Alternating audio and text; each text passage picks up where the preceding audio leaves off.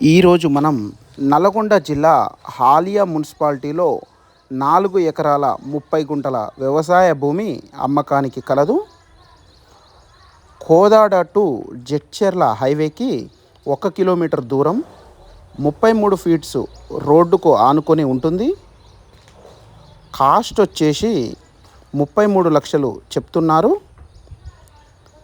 ఇది ఫైనల్ కాదు.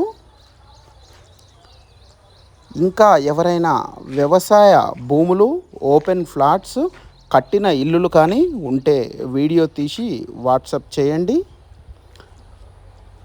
మీరు ఇల్లు కట్టించుకోవాలనుకున్నా, కొనాలనుకున్నా సంప్రదించండి.